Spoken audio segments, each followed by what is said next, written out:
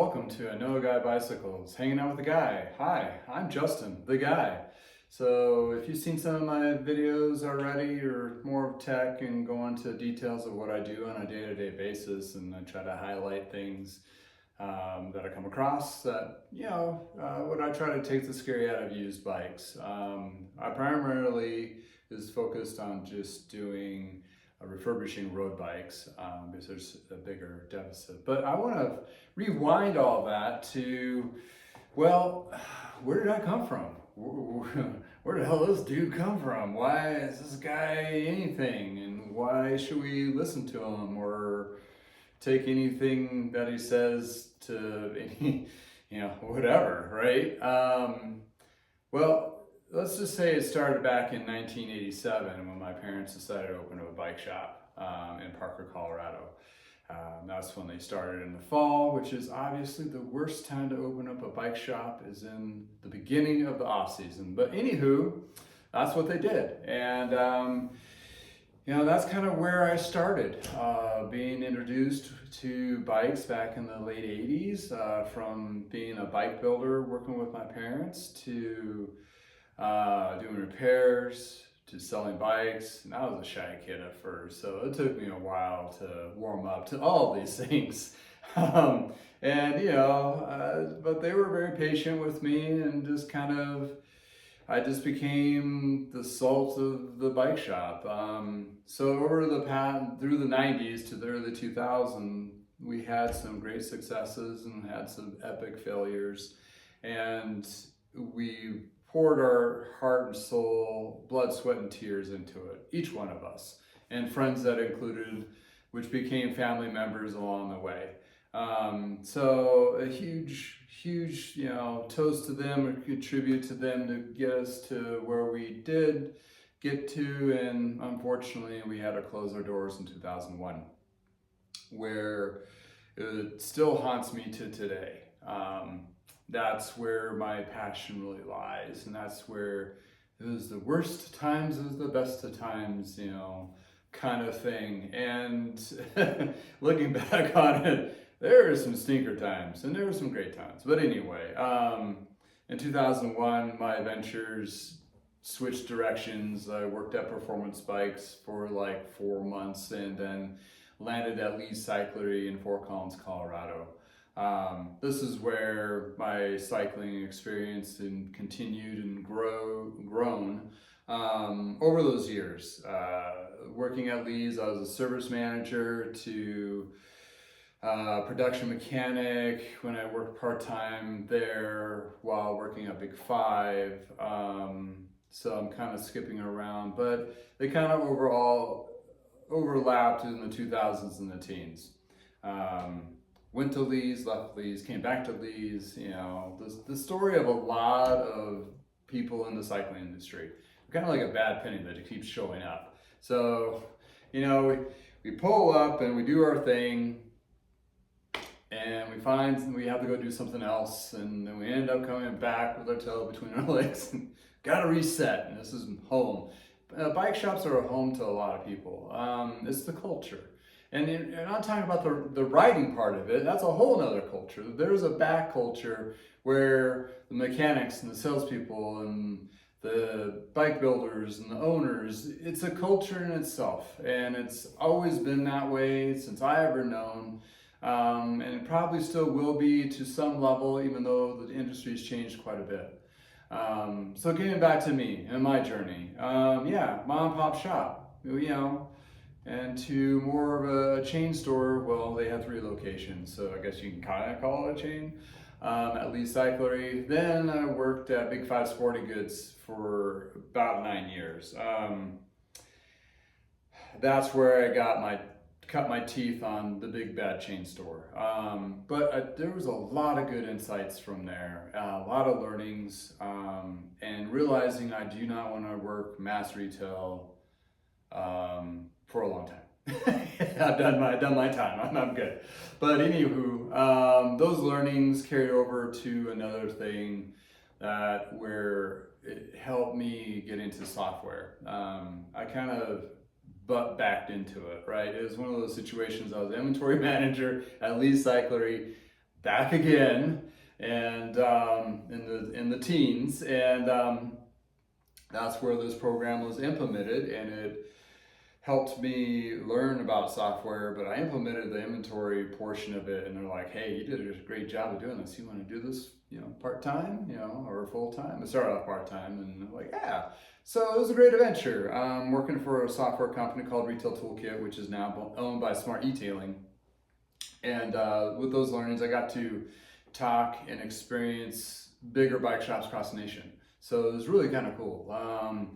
And to see their insights from coming from mom and pop's bike shop myself to something that's like they got 16 stores, and then there's the numbers and so forth. Well, what I did for the software is not the coding or any of that. I was the customer success manager, which my title eventually came to be. And with that, I was able to help those bike shops and the teams that they had to utilize the program. I was the guy in between.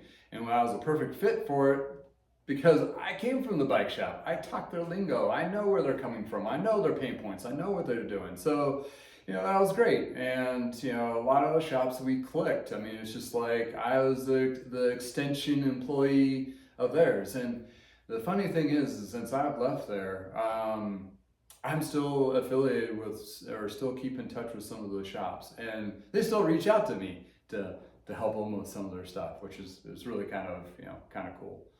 But what came to be, or what kind of happened, is when I was doing the software, it's like I had to get my hands dirty again. So I started refurbishing a couple of bikes just for myself. Like, hey, that bike was freaking awesome back in the 90s. I mean, I worked on it, several of those climbs or treks, especially, back then. And it was awesome because I was able to pick up a couple of them inexpensively, fixed them up, rode them for a season, and then the next summer I'm like, oh, I'm going to sell these. I found a couple other I want to try out. I was like, hey, this is kind of awesome. And in the process of fixing them up and selling them for that first time, I was like, hey, they're tuned up. Let me fit you to them. I fitted to them, and they're like, this is awesome. I mean, this is great. And boop, light bulb went off my head. So over the few next years with the test run the following summer and then actually launching the business, what came to be is there's a huge deficit of inexpensive road bikes in the cycling community starting because the big manufacturers have just kind of cut that line out. So their starting price points, are $1,000 to $1,500 on up. And if you're getting into road riding, that's a big pill to swallow. So what's become fruition for me is I can get some of these older bikes, which in the industry has not changed that much in the entry level for road bikes in the last 20 years. So I can get you a bike that might be a decade older, but it'll blow the doors off of the $2,000 bike that you can see new.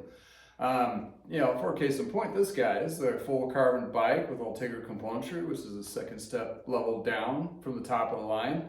The bike was like $3,000 to $4,000 back in the day. Now, that's going to go under $1,000. All tuned up, ready to go for me. So, this is not a sales pitch. This is basically what I do. And, what I'm trying to be is more of an advocate to the entry-level road riders, the people who are just starting off, just getting into it, getting the right bike, getting the right size, getting the right fit. And that's if I could sell it locally. If I sell, online, I try to provide all those details so you can make those decisions. This is going to be the bike for me, maybe a couple little tweaks here and there, but it's going to be a good solid bike out of the gate with not a bad experience with some beat up old used bike, making sure it's the right size for you. And it gets you going. And it could be a bike that lasts you a long time. Or I've had a couple of customers come back and go, hey, I saw that carbon that you just put on. I want to try that one out. And they upgraded, and which is awesome to see, especially at the micro level what I'm doing. It's just one of those things that I'm just a little guy doing a little thing, trying to do my thing, and it's just awesome. I can't be happier. I've been able to take all the good little parts of being at Parker Bikes and incorporating and folding it into basically my garage. And do I want to get bigger than that? That's a conversation for later. I am tickled pink just being here and doing what I'm doing. And, coming up with a video series, they're raw, uncut. That's the only thing I could do with getting the message out and the points and the information out with a short period of time because I don't have much time. It's just me. So from finding the bikes to going to get them, to negotiating the price, to bringing them back, to store them, to work on them, to order the parts, to do the full detail tune-up that it takes 3 to 4 hours for me to do, then picture them and post them and follow up on all those marketing pieces and working on that website and all that, hey, that's more than a 40-hour week. So here I am, doing little videos, taking 10 minutes of my day, 15 minutes of my time, showing something that's funky or unique or weird or cool, and sharing my passion. That's all I'm trying to do. And just, if you find something that's pretty cool and, you want to get it, I have a website, I have a whole bunch of videos, linkages below. Here's a shameless plug. If you want to see more videos of actually details of working on bikes and so forth and just in the pit of a day-to-day bike mechanic, subscribe underneath for YouTube, follow me on Facebook, or put your email down on my website for upcoming bikes and promotions and tech tips and things like that. So just wanted to spend a couple minutes to share my passion, share where I came from, why I've been doing this for so many years. And for me, it doesn't get old. I find new cool things all the time.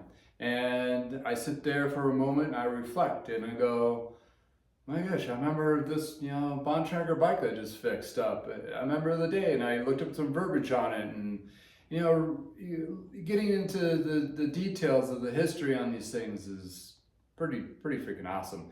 And there's been a huge fold of advancements, like everything else in the last 20 years, 30 years, that blow my mind, and the stuff that's coming out today is really cool too. I'm not knocking the new whatsoever. It's just, I'm just trying to get people into it, and it's specifically road bikes and road riding, because those major brands, they still have the entry-level mountain bike and hybrids, but the road bikes, there's a huge need for, and that's where I've hard soul searched, found that is where I can be the most effective of sharing my passion and what I want to go forward with this. And you can see I've put a lot of work into the tool wall behind me.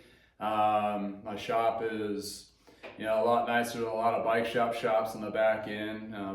Believe me, I've worked in a few. Not to knock them whatsoever, is I've just taken all the nice bits and pieces of all of my experiences, bam. And every year I add another little section or a new bit or a new piece. It's constantly, continuously improvement. And hopefully that will provide me to produce more bikes available for those, better quality bikes for those who are just getting into it and sharing these passions. So if you're in an area where you can't pick up a bike from me, but you're looking for used and you looked at a couple things, or even your own bike and going, that's why it's all not working. Anyway, thank you for spending the time with me, and I appreciate doing this. I appreciate for all the customers I've had to keep me doing what I love doing. Thank you so much. Have a great time. Have a great day.